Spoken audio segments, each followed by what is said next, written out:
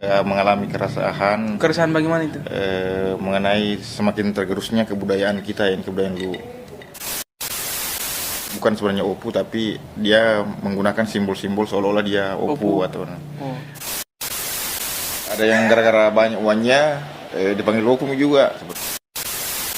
Bahkan ada kayak timbang darah, tapi saya tidak terlalu Timbang paham. darah? Iya, kayak begitu. Yang tuan punya rumah bilang, uak tanya uan dia teh Opu. Seperti itu. Bahkan ada juga orang yang Opu dan istilahnya Mutasa, maksudnya Apa namanya Mutasa? Maksudnya apa namanya? Walaupun bukan Opu kan pasti sedangin juga dipanggil Opu. Oh, pantasan itu Pak Beca di Makassar Daeng semua dipanggil. Iya betul. Nah, itu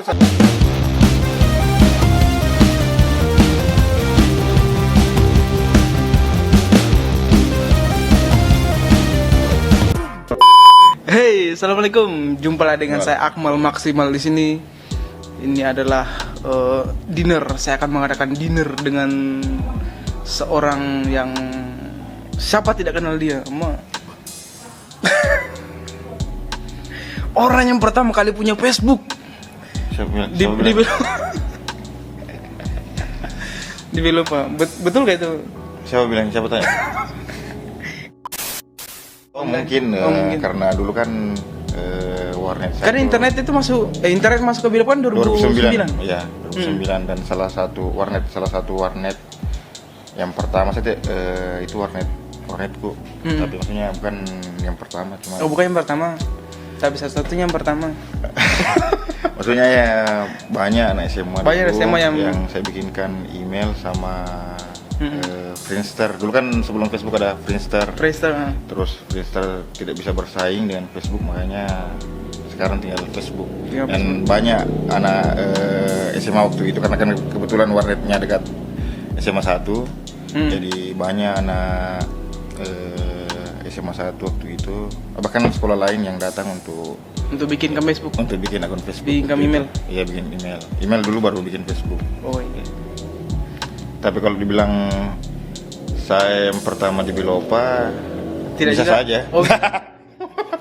Bisa saja. Tapi ya kita tidak tahu siapa sebenarnya yang pertama. Tapi yang pasti awal-awal termasuk saya lah. Oh iya. Jadi sekarang kegiatan apa nih kan? Kegiatan masih rental kamera. Terus rental kamera apa? Rental kamera Misbah begitu? Iya, Misbah rental kamera. Ya, terus ada usaha galon juga. Usaha galon. Iya. Di mana? Depotnya di Kampung Istri di Kadung-Kadung. Iya, tapi buat warga Kadung-Kadung. Buat warga Kadung-Kadung, tapi buat warga Bilopa juga, karena sekitaran. Mengantar Ji. Iya, sekitaran rumah itu kan banyak gerobak, terus banyak warung, jadi bisa saya. Bisa di supply. Ya, supply. Ya, supply. Siapa yang mengantar? Saya karena belum ada. Ini kan usaha baru, jadi belum ada karyawan. Belum ada karyawan. Saya undang di sini kan dah. Iya. Saya mau tahu itu yang paling tertarik saya sebenarnya itu sekolah budaya Lu. Oh iya. Itu sekolah budaya Lu. Nah, waktu pertama kali saya lihat itu ada di Facebook itu apa? Tentang saya lihat ibu-ibu pakai baju adat, kumpul-kumpul, foto-foto. Sebenarnya bukan pakai baju adat kalau di sekolah budaya Lu, tapi ada seragamnya, cuman kalau kita di Baru itu pakai sarung lipas B. Harus itu kalau. Oh gitu. Iya. Nah, sebenarnya atau yang pakai baju adat kah? Yang saya lihat di videonya. Berarti itu acara mau ketemu, artinya sudah penamatan. Gitu, ya. Penamatan. Tapi kalau dalam kegiatan pembelajarannya dalam 8 pertemuan, dalam 8 pertemuan itu pakai ada seragamnya memang kaos. Tapi bukan kaos. Baju adat, cuma sarungnya lipas B. Tapi sebenarnya sekolah budaya Lu itu maksudnya sekolah bagaimana? Dulu kan begini, sekitar tahun 2019 kalau nggak salah, tahun lalu ada 8 orang yang ingin mungkin semacam mengalami keresahan bagaimana itu? Mengenai semakin tergerusnya kebudayaan kita, yang kebudayaan Lu.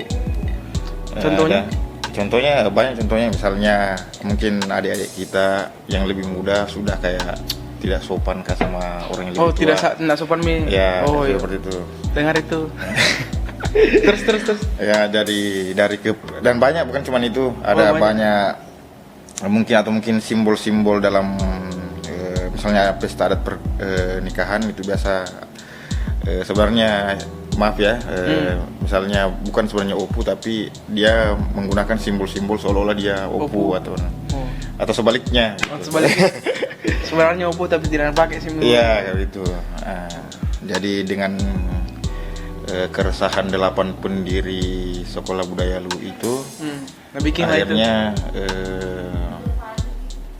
kami punya kesadaran untuk bagaimana kalau kita bentuk ini Sekolah Budaya Lu untuk semacam sharing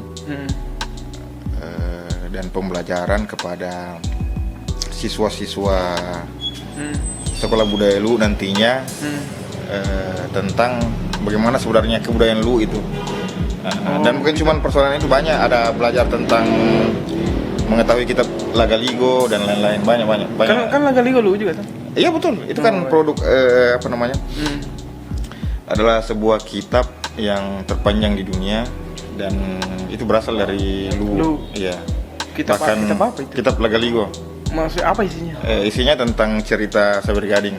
Jadi tokoh utamanya itu dalam itu adalah Sawer Gading dan dalam cerita yang kan tebalnya itu 12 jilid. Jadi ya pokoknya tebal lah. Di situ menceritakan tentang kisah Sawer Gading dan kisah-kisah dalamnya itu menggambarkan sebenarnya bagaimana karakteristik masyarakat Lu yang sebenarnya. Ya dari kisah itu. Misalnya kalau mau kita turun ke sawah, bagaimana data untuk memulai bercocok tanam. Itu dalam bentuk cerita tapi menggambarkan keadaan masyarakat Lu pada zaman itu. Nah di mana bisa dapat itu bukunya? Buku saya cerita juga di sini atau? Kenapa tidak? Oh ya. Jadi begini, maksudnya bagaimana bisa didapat bukunya? Bagaimana caranya bisa dibaca itu buku? Bisa ada dibeli. Ada dijual ya. Tapi sekarang baru yang dijual itu baru sampai 3 jilid. Tapi kalau orang mana penerbitnya itu? Saya kurang tahu, yang jelas sekarang di Facebook ini sudah, setahu saya ini ada teman Facebook yang jual, tapi baru sampai jilid ketiga. Sebenarnya sudah ada 12 jilid.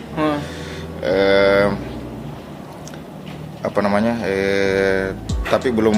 Kalau mau baca 12 jilid bisa datang ke rumahnya Opu yang dekat rumah itu yang rumah adat. Ya, di situ ada koleksinya. Rumah adat itu? Iya, rumah adat ya. Kalau masuk di situ enggak apa-apa jika maksudnya. Enggak apa-apa ya.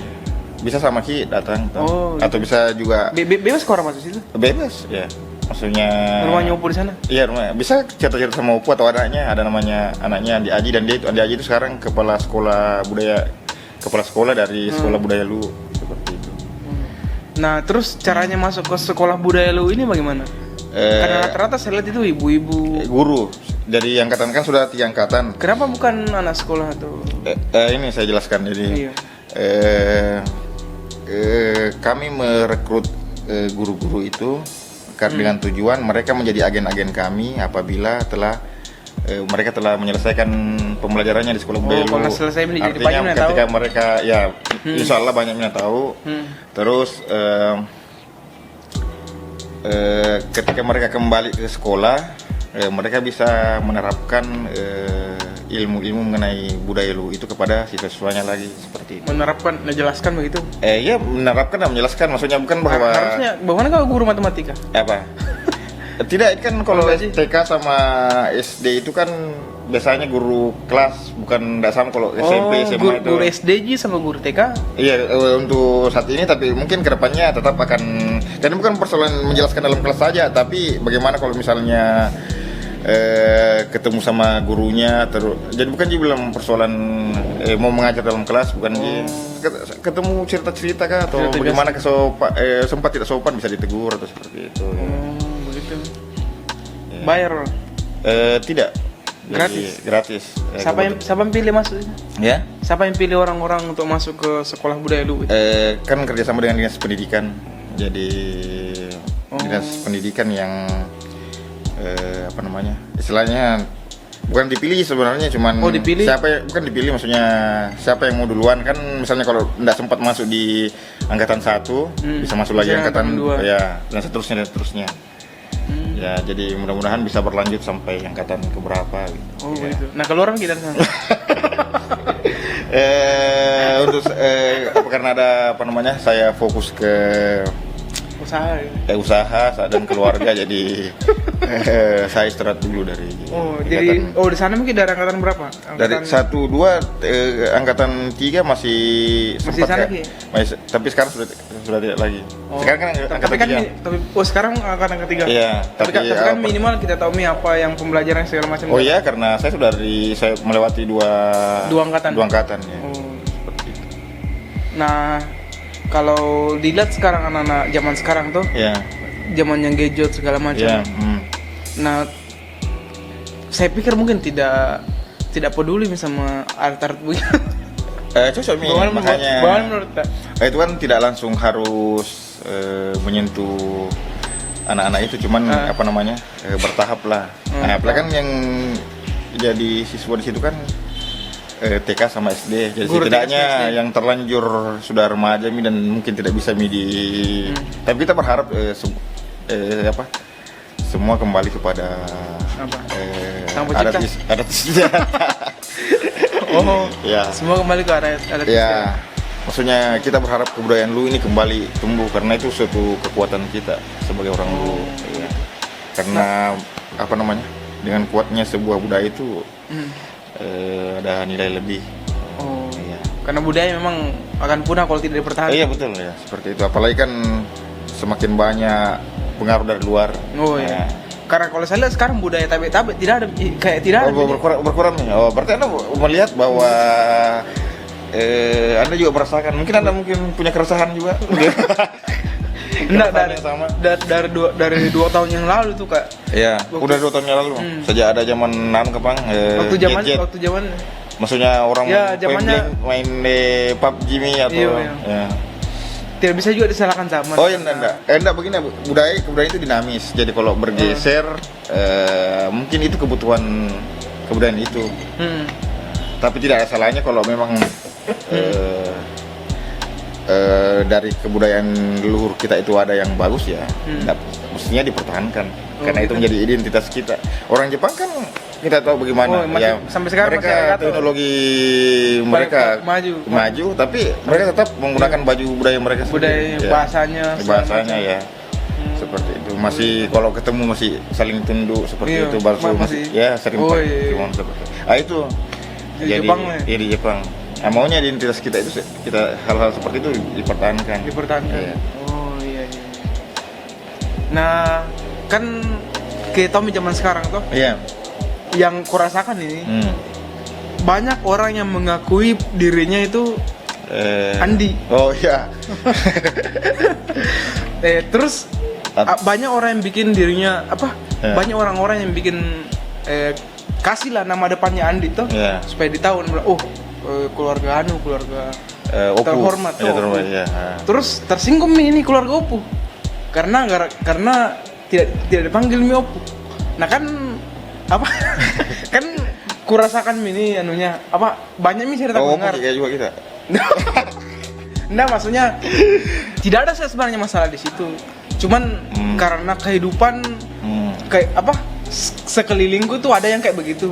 Maksudnya ada orang yang pasang Opu dipanggil Opu seperti itu atau bagaimana? Ada yang pasang nama depannya Andi supaya dia merasa ditinggikan begitu. Itu sebenarnya salah atau bagaimana? Mungkin salah tuh. Karena mungkin kan, salah karena lebih tersinggung lagi Opu. Kenapa panggil Andi ini segala macam?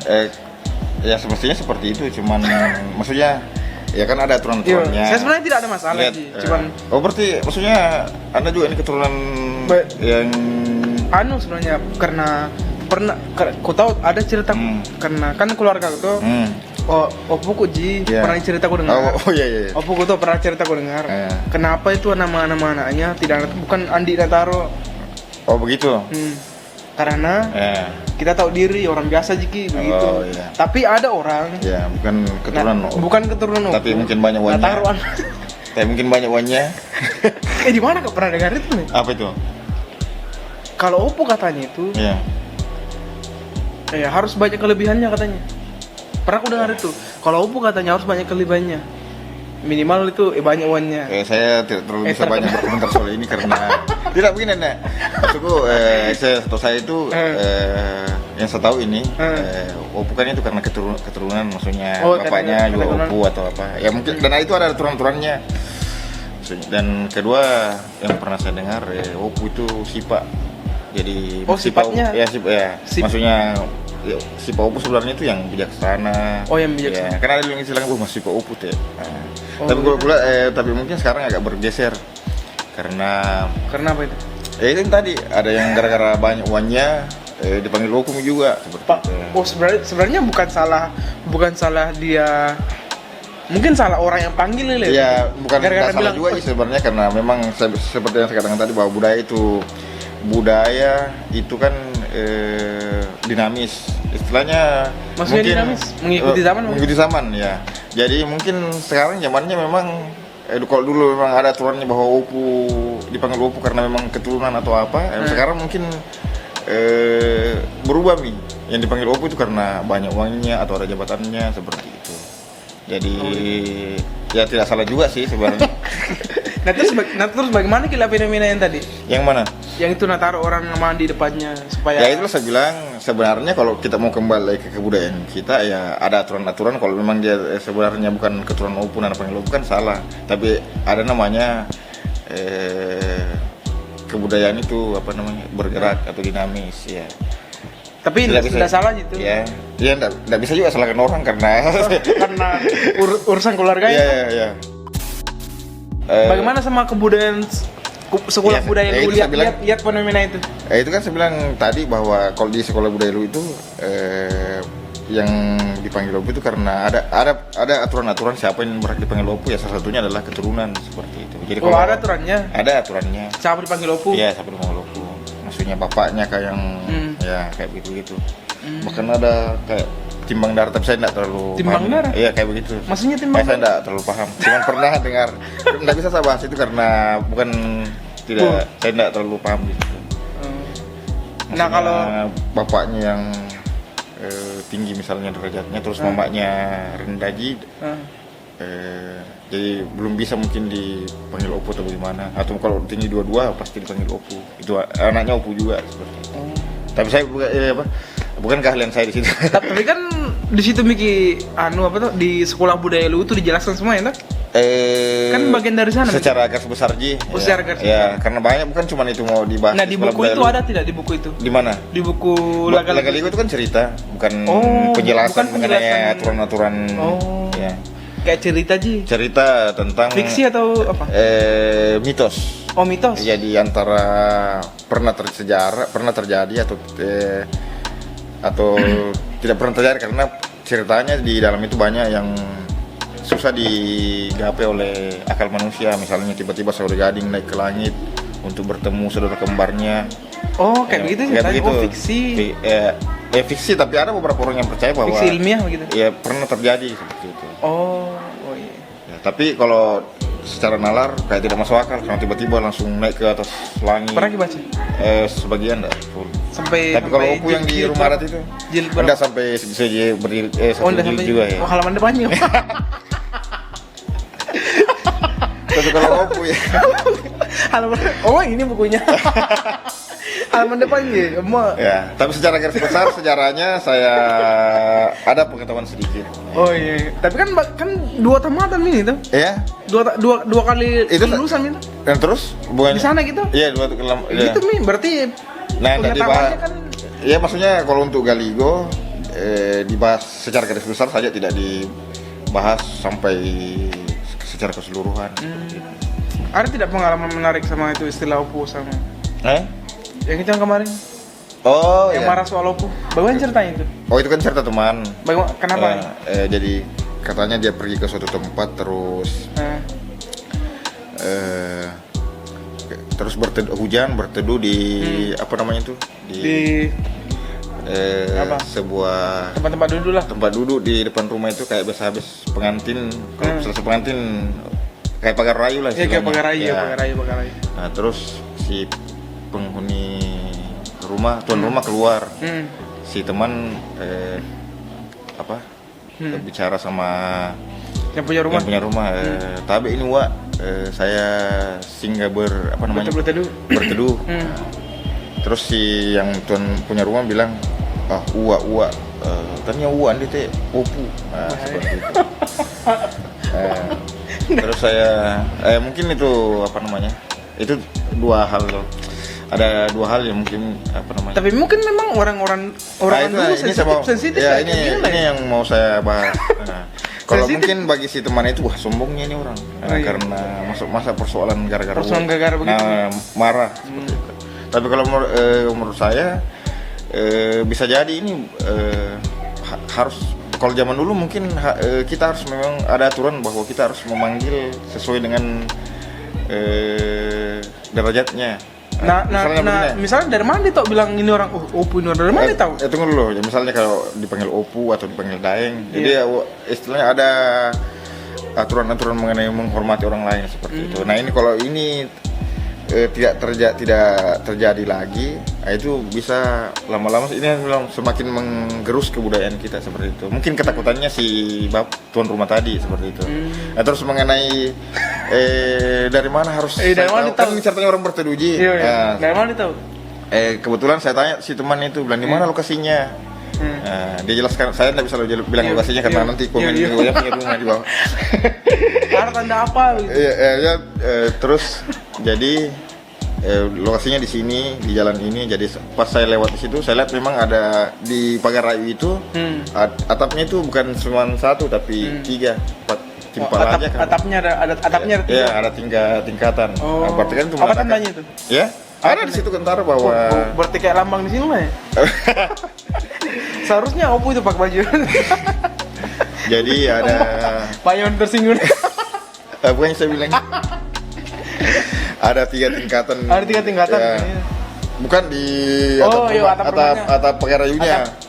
Oh, kok kira rumahnya bukan? Bukan. Di tempat berteduh. Oh. Di situ ada, saya lihat ada 3 tingkatan yang menandakan bahwa dia orang ini opu. Dia atau menganggap dirinya opu. Tapi kan karena kan memang tidak bisa dipastikan, maksudnya tidak bisa kita kalau tidak ada orang cerita anu itu. Itu makanya ada simbol. Itu juga dipelajari di sekolah budaya dulu. Mestinya maunya si tuan rumah ini mestinya mau tahu bahwa saya sudah simbol di rumahku seperti ini. Mestinya kau sudah tahu bahwa saya opu. Mestinya kau panggil opu saya dari awal seperti itu. Berarti dan kalau kau tidak panggil kau opu, bisa tidak. Ini saya bilang tadi bisa saja. Sudah norma-norma di adat budaya kita itu sudah menghilang dan semakin tergerus. Itu mungkin ketakutannya. Oh iya, mungkin orang tua ini maksudnya baiklah. Dia tidak mau budaya kita hilang. Dia hilang ya. Dia maunya orang dipanggil sesuai dengan derajatnya seperti Tapi kan itu. tidak tahu juga orang sama yang mana tidak tuh. Untuk sekarang sudah tidak seperti itu lagi mungkin karena bahkan ada juga orang yang opu dan istilahnya mutasa, maksudnya opu sekali, maksudnya tinggi derajatnya, tapi anak-anaknya panggil bapak aja sama dia panggil mama aja sama mamanya, seperti itu. Bukannya bilang opu, tidak. Ada juga seperti itu. Jadi ya. Oh gitu nih. Bahaya tuh nih, sensitif tuh ini tema nih. Iya sensitif. Kalau tadi awalnya waktu ditelepon masalah sekolah budaya lu. Sampai kesini. Oh begitu. Iya. Dan pernah juga kayaknya waktu kecil, waktu saya mau pergi sholat ke masjid, pakaian sholat, saya berpapasan dengan salah seorang opu. Iya.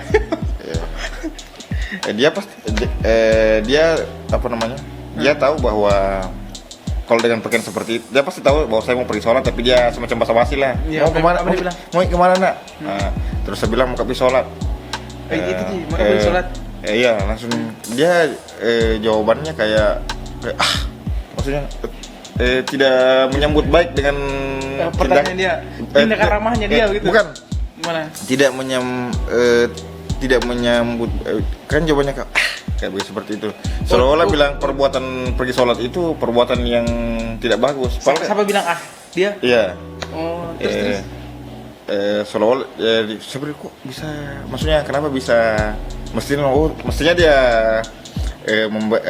kasih respon yang tahu pergi sholat seperti itu. Oh, nah ini kayak jawabannya kayak seolah-olah saya mau pergi melakukan sesuatu yang buruk. Ya. Terus. Belakangan saya tahu, tapi ini sebenarnya perkiraan saya aja. Perkiraan bahwa mungkin saya waktu saya jawab, maksudnya saya jawab muka pergi sholat opu, maksudnya harus ada kata opu di belakangnya. Jadi mungkin dia kurang senang seperti itu. Mungkin ada baiknya kalau bicara sama orang tua panggil saja opu le. Kalau penjual-penjual di itu yang datang biasa di rumah-rumah biar juga bukan opu panggil, atau kan biasa kalau bugis puang tuh, nah panggil puang juga karena takutnya sempat bukan bukan sempat opu betul, nah dia dipanggil opu marah seperti itu. Biasa tuh kalau ada penjual siapa? Penjual kayak bawa tikar, penjual door to door itu. Tidak semuanya sih, kebanyakan kalau dari bugis yang bawa yang jual tikar pasti bilang tapi puang muka tawarkan dan untuk walaupun semuanya bukan opu tidak datangnya atau puang. Takut dimarahin. Takut dimarahin. Karena mereka mengerti tahu bahwa jangan sampai salah panggil istilahnya. Nah semua walaupun walaupun bukan opu kan pasti sedangnya juga dipanggil opu. Tapi kan gimana? Opu, daeng, karaeng, apa lagi? Kayak satu angkatan semua puang, satu angkat, maksudnya ada semua di lu ini maksudnya. Kalau karaeng kan Makassar. Oh karaeng Makassar. Kalau daeng itu ada di lu juga, tapi bukan dibawa. Tidak ada dibawa siapa-siapa begitu. Bukan kah? Kalau opu kan agak di atas sedikit, setahu saya ini. Oh. Kalau daeng enggak. Opu berat sedikit. Ya. Dibannya. Terus kalau dibawain siapa? Daeng. Saya karena jangan sampai. Maksudnya yang kita tahu saja tuh. Ya, seperti itulah. Seperti itulah. Tapi kan daeng itu juga kakak dalam bahasa.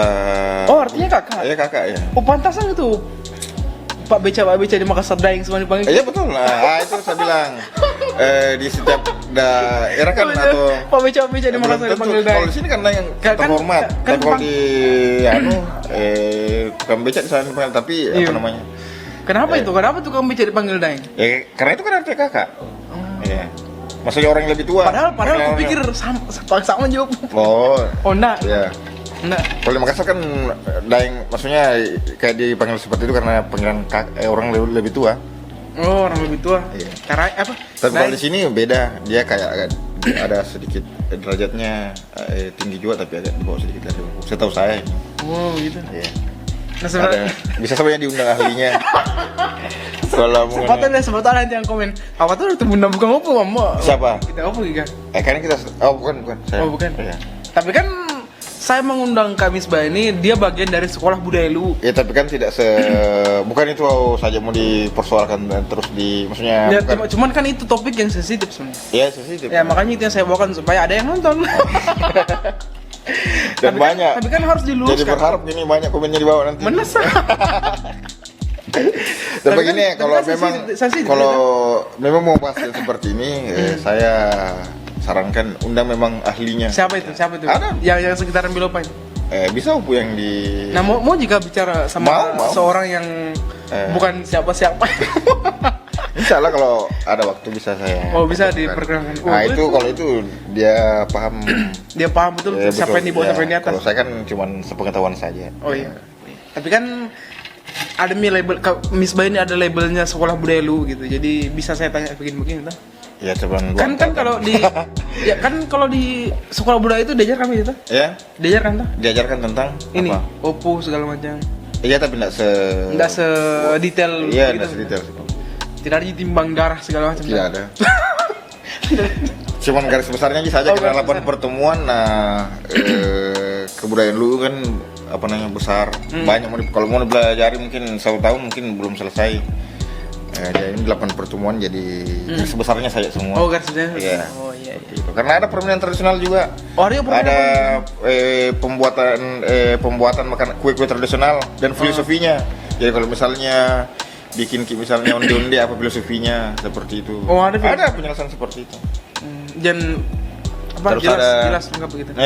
Jelas ada modul-modulnya segala macam.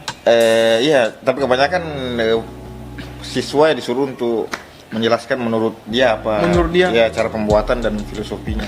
Ada juga sekarang bilang kue. Apa tuh onde-onde kue? Jadi ada ya. Apa tuh donat? Terus Ada nggak donat? Ada donat dari luar kayak gitu. Oh, dari luar. Oh, iya. Apa tadi? Terus ada pelajaran soal ekspresi budaya. Ekspresi budaya. Ya, ekspresi budaya maksudnya begini. Peserta disuruh untuk membuat kegiatan-kegiatan membuat kegiatan budaya yang biasanya ada di lingkungan kita. Terus apa alasannya dibuat seperti itu? Contohnya misalnya Mapakandre Pangideng. Tahu Pangideng? Mapakandre Pangideng. Tahu enggak? Pangideng, iya. Tahu tidak? Iya. Yang bagaimana itu? Ya kalau hamil orang betul ya. Tidak lama melahirkan dikasih makan Pangideng. Ya, jadi ada satu kelompok dulu itu menjelaskan bahwa tujuan diadakannya Mapakandre Pangideng itu. Pangideng. Untuk di situ waktu mereka bilang mengusir menjaga calon bayi ini dari arwah-arwah jahat atau sebagainya. Begitu. Ya. Tapi cerita yang ku dengar anak pertama sih. Dulu. Berarti ekspresi kebudayaan dari si kelompok yang tadi itu menganggap bahwa melindungi dari arwah jahat, dan itu biasa dan ekspresi kebudayaan seperti ini yang biasa menimbulkan kalau dalam Islam itu distilahkan syirik. Oh ya, bisa jadi syirik. Bisa jadi syirik. Cuman tergantung dari niatnya tuh. Nah itu makanya ternyata setelah Andi Aji, Bapak Kepsek dari Sekolah Budaya Lu itu menjelaskan bahwa tujuan diadakannya sebenarnya Mapakandre Pangideng itu adalah untuk memberikan support kepada ibu. Iya betul, support. Ibu hamil pertama, hamil pertama aja. Iya, hamil pertama aja. Bukan hamil kedua, hamil ketiga tidak. Iya, tidak setiap hamil. Ya tidak setiap hamil. Ya hamil pertamanya, karena hamil pertama kan orang tidak tahu, si ibu ini tidak tahu bagaimana nanti proses melahirkan, bagaimana, apakah sakit sekali kah atau bagaimana. Makanya dikasih semangat. Dan yang membawa itu pihak keluarga laki-laki. Istilahnya kalau saya kayak maksudnya kayak istri, keluarga laki-laki datang ke rumah perempuan untuk membawakan ayam apa segala macam soko dan itu untuk memberikan support kepada si ibu hamil tadi ini untuk melalui semua jenjang proses dari hamil sampai melahirkan ya. Seperti itu. Dengan adanya perbedaan ekspresi budaya seperti ini, saya berpikir ternyata sebenarnya mungkin tidak ada yang syirik sebenarnya dari kebudayaan kita. Tergantung dari niat justru. Ya. Mungkin awalnya niatnya bagus semua. Bagus semua niatnya. Cuman dalam perkembangannya ada generasi di mana nakait-kaitkan seolah bilang terlindung dari makhluk halus lah, berterima kasih kepada dewa laut lah, seperti itu kan. Kayak ada juga itu potong masyarakat tasi. Apa itu? Apa maksudnya? Di mana hal positifnya misalnya beli itu? Positifnya itu apa itu? Kalau saya tahu, yang pengalaman saya itu banyak, misalnya mempertemukan kembali nelayan, menyatukan kembali nelayan dalam suatu acara, mungkin ada. Nelayan ikut? Iya kan, memang masyarakat tasi. Ya. Budaya lu ya. Jadi mungkin ada perasaan tidak enak sama teman nelayan lain. Nah, itu dengan dipertemukannya itu bisa menjadi silaturahmi ya, seperti itu. Menjadi baik kembali hubungan seperti itu. Banyak terus. Bening itu dipikir daripada lautnya mau dikasih mau dicerah. Mungkin itu dipikir bagus itu dipikir lah. Ya maksudnya tujuannya mungkin kalau saya tahu mungkin tujuan awalnya seperti itu. Mungkin untuk pokoknya hal-hal positif lah. Tapi dalam perkembangannya ada generasi bilang ada ditakuti di laut. Jangan sampai kalau tidak dikasih itu ada musibah segala macam. Hasil laut kurang gitu. Dulu kan waktu mendirikan masyarakat tasi banyak orang mengungsi. Maksudnya, saya nggak tahu betul kayak itu mau mengungsi betul karena di sana yang kan tahun lalu mau diadakan masyarakat di sini di dulu dulu mau diajarkan cara tasi sudah diadakan pada saat mau diadakan banyak. Sekarang saya upload bahwa akan diadakan acara masyarakat tasi, terus banyak yang komen bilang, muka saya mengungsi. Nah, kan mereka teringat peristiwa Palu. Mereka takutnya terjadi kejadian seperti itu lagi. Yo, itu tadi mau singgung situ tapi langsung mau tak kasih masuk. Oh iya. Macet rotasi, iya. Takutnya karena ada juga komen yang bilang gini, ini semua ini kasih bencana segala macam. Siapa yang komen? Ada warga baca nuku atau enggak, yang akan ada video. Oh iya. Video nasarakan makanan yang mana, yang di Palu itu atau yang di Palu? Oh, yang di Palu. Nasarakan makanan. Iya betul ya. Karena setelah bencana di Palu itu. Iya, setelah bencana. Iya, baru ada video itu kuliah. Terus kita juga modalkan kan 2018 kejadian di Palu. Kita modalkan juga di sini 2000. Kan ada kegiatan tahun lalu itu namanya Festival Keraton Nusantara. Oh iya. Lu yang jadi tuan rumah. Kebetulan lu secara keseluruhan ya, maksudnya lurah ya. Terus kabupaten lu dapat gelaran mengadakan menceratasi. Kan banyak di kota lain, di Lu Utara sama Lu Timur juga lain. Kita dapat menceratasi. Nah, banyak yang komen pada saat saya upload toh. Orang-orang bilang apa sih? Orang bilang apa dia bilang? Muka saya pergi mengungsi. Jangan sampai setelah menceratasi tsunami datang atau seperti itu. Tapi sebenarnya niatnya bukan itu tuh. Sudah kegiatan itu juga sudah dibicarakan dengan tokoh adat dan ulama. Jadi agama, tidak ada lagi apa namanya? Potong ayam. Bukan ayam. Sapi. Dulu melarungkan kepala kerbau. Melarungkan kepala kerbau ke laut. Oh begitu dulu? Ya. Sekarang? Setelah dibicarakan dengan tokoh adat, tokoh ulama, sepakat dipotong saja dan semua bagian tubuhnya itu dimakan. Dibagi-bagi. Bagus begitu. Daripada dibongkar ke laut. Nah makanya takutnya ada lagi mengundang segala macam. Iya, seperti itu. Ada apa dikasih makangkang begini segala macam. Sebenarnya tujuannya bagus sebenarnya. Tujuannya bagus tuh, bukan nelayan. Mengumpulkan nelayan, terus silaturahmi dengan nelayan, terus dulu itu kalau menceratasi orang, setelah menceratasi 3 bulan itu tidak boleh orang pergi melaut. Kenapa itu? Tujuannya untuk memberikan kesempatan kepada ikan untuk beranak lagi, maksudnya berkembang biak lagi. Jangan sampai kalau melaut kita terus-terusan akhirnya habis juga ikan. Oh iya. Seperti itu. Bagus niatnya lah. Bagus niatnya. Cuman ada mungkin sebuah generasi yang yang berpikir bakal lain. Ya, mengaitkan itu dengan bahaya nih Jawa laut bisa marah kalau dikasih kepala sapi. Ya. Nah, ini tujuannya salah satu tujuan dari sekolah budaya seperti itu. Makanya masuk tuh. Tapi rata-rata guru dimasuk tuh. Sekarang yang gelombang ketiga ini Ibu PKK. Oh, gelarnya Ibu PKK. Iya. Oh. Bagus sebenarnya intinya lah, bagus. Iya. Pembelajarannya. Ya tentang kebudayaan kita. Karena kebudayaan kita itu dulu mewah, maksudnya besar. Bahkan ada istilah, karena kan Galigo ini sebuah karya sastra besar, bukan cuman sampai ke luar negeri katanya lah Galigo. Iya, sampai dipentaskan di luar negeri karena orang luar kan kaget, wah kok bisa ada sebuah karya sastra yang hebat ini. Itu kan Galigo itu bukan cuma terpanjang di dunia, tapi juga kompleksitas dari ceritanya itu tinggi.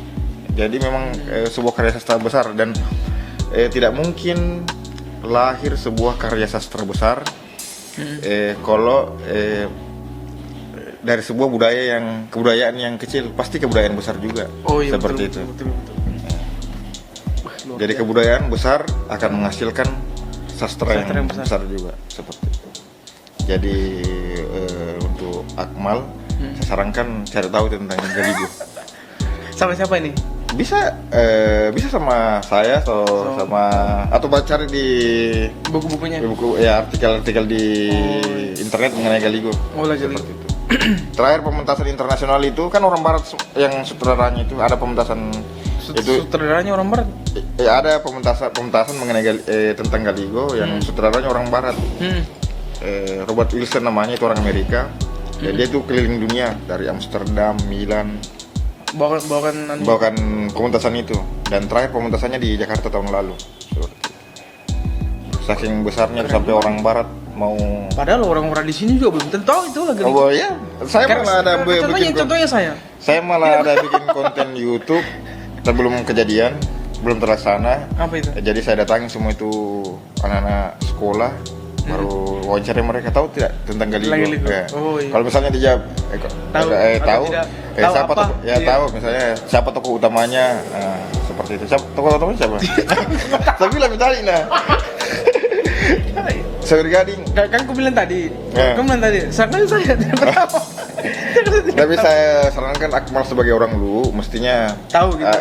Harus tahu dan bangga dengan Lagaligo seperti itu. Oh, saya bangga. Saya belum tahu. Oh, gitu. Besar kebudayaan kita ini mewah dulu. Ya. Dulu, ya. Sekarang cuman mungkin ada generasi, bilang lagi ada generasi yang memutuskan itu. Mungkin karena pengaruh Belanda kah atau bagaimana seperti itu. Mungkin pengaruh apa? Tidak peduli kayaknya. Iya, salah satunya dengan adanya banyaknya masuk pengaruh-pengaruh budaya-budaya luar. Iya. Banyak bukan cuma Galigo, dulu banyak ada istilah lontara itu. Istilahnya buku kitab-kitab yang dibikin dulu orang leluhur kita untuk menjelaskan kejadian di masa itu, semacam buku lah.